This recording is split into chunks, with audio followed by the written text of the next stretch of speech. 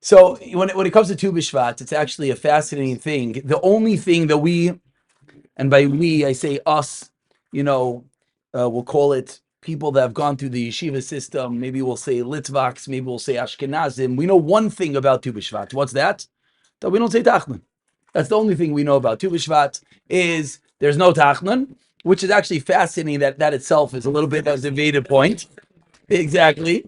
There's no Tachnan, and then if you 5 minutes later, if you ask someone why is there no Tachnan, what is Tu B'Shvat, it's like I don't know. You have some fruit maybe, and something to do with Rosh Hashanah Li'Ilanais. Maybe you have to sing Happy Birthday. No one's really sure, but obviously there must be something hidden a little bit deeper. So to open up a little bit, in reality, I'm going to share really the simple words of a Rashi. This is how a Yir, Rav Menachem Doiv Genachovsky, explains a Rashi. A Rashi.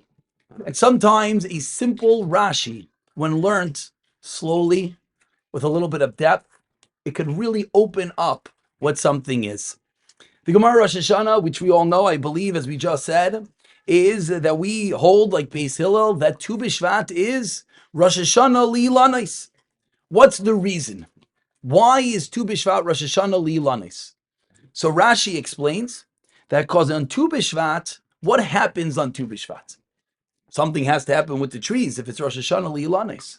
Says Rashi that on Tu B'Shvat, the sap of the tree goes up and it allows the fruit to start blossoming. End of Rashi. What do we see from such an incredible Rashi? Says Rav Ganachowski as follows. If we look outside right now, even though it rained a little bit today, what do we see? Snow. The past few days, it was absolutely freezing outside.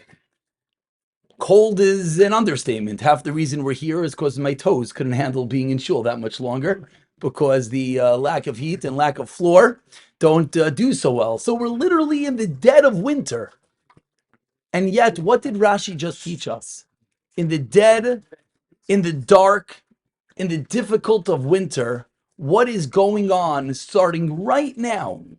Right now, inside all the trees in the world, something is happening.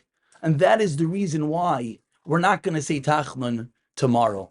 Because starting right now in all the trees, what's happening is the sap is starting to go up. Something that no one could see. No one here could see it. No one here knows what's going on. And if you were to bump into the average person and ask him about the weather, he'll say, oh, it's a drop warmer than it was yesterday. Is something happening? No, nothing's happening. It's cold. It's winter. It's snowy. It's rainy. It's dark. It's gloomy.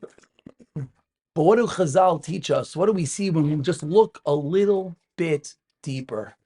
That if we were to have eyes like Rashi, if we were to have the X-ray eyes of Chazal, you know what we would see?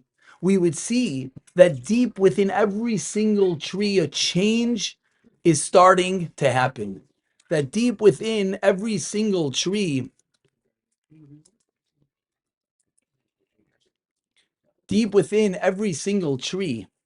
there's some sap that's starting to come up. That the trees are getting a little bit of life. And now what's most incredible is that where do we find the first mention, aside from the Gemara that says it's Rosh Hashanah Li'Ilanais, where do we find that Tu B'Shvat is a Chag, is a Yontif? It first was the Maram Ruttenberg brings that Rabbeinu Gershom, who's Ma'ar HaGoyla in Golus, he wrote that Tu B'Shvat is considered a Yontif that you don't fast. Fascinating. It took all the way to Maram Ruttenberg to decide that because it's Rosh Hashanah Li'Ilanais, we're making a Yontif. Explains Rav Ganachowski something absolutely beautiful. What is Tu B'Shvat? What Tu B'Shvat is that we're gonna quote Usually when you see a kid misbehaving. Merami Rutenberg, exactly. Merami Rutenberg, only one in Gullus can actually see why Tu B'Shvat should be a Yontif. During Bisman Beis HaMikdash, before they were sitting in Gullus, if you were to ask them, Rosh Hashanah Li'Ilanais, yeah, the trees blossom a little bit. Yeah, there's a little bit of growth. Is that a reason to celebrate? I don't know. It's something. Says the Maram Rothenberg, deep within Galus, when you're in the dark, when you're in the difficult, when everything is going wrong and nothing is going right, that's where Maram Rothenberg saw 1 second. The trees are starting to sprout. You look at a tree, it looks dead. You look outside, it looks freezing cold. You look at the ground, it's frozen over. You can't see anything. There, deep hidden within everything, there's a little bit of life happening. It's starting to blossom. It's starting to grow. And that is a cause for celebration. That is a reason to make a yontif. A yontif is not made after the victory is had.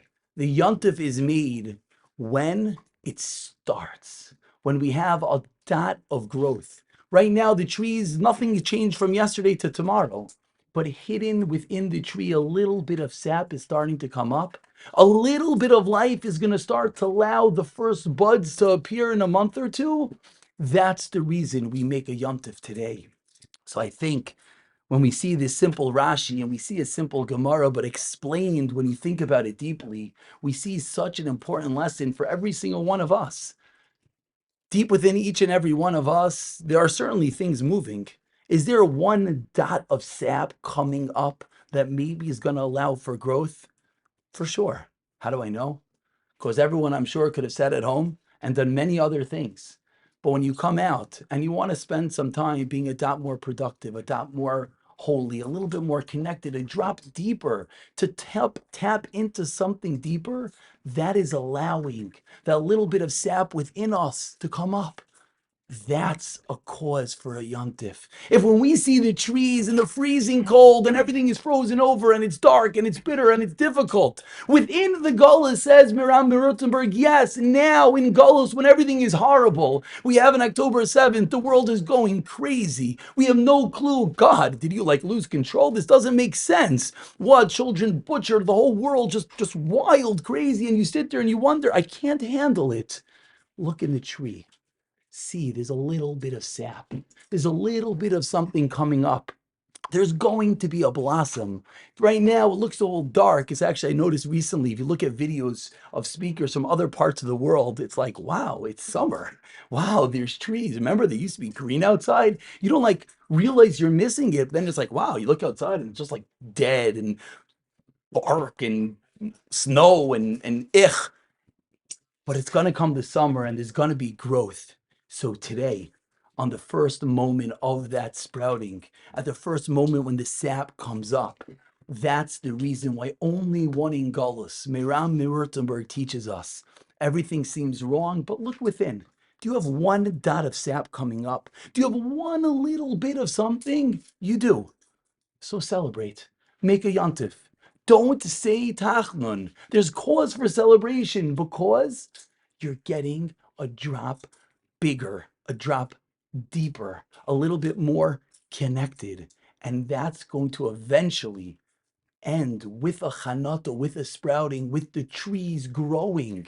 So today, well before all that happens, it's almost ironic. You make a siyum at the end. No, let's make a party at the beginning, because now is where we see that potential. Now is where we see something's going to happen. So Mirza Hashem, as we sit here and we make brachas, and we make brachas on the Peiros of Elon, and we make Hagafen, and we start to think, why are we not going to say Tachnun? What is the Yontif? Realize, yes, within all those trees which are dark and dead and horrible and cold, and within the world at large, which is dark and dead and cold and filthy and disgusting and makes no sense, there's a little bit of growth starting today. And with that little bit of growth, we have to celebrate. We have to build upon it so that we could ultimately come to the Chanata. We're starting to see the Pesach today, the trees blossoming today. We're starting to realize we're going to have a beautiful world today. Celebrate it. Revel in it. It's a yontif. And then with that, we'll be zeicha to get there in Mirza Hashem.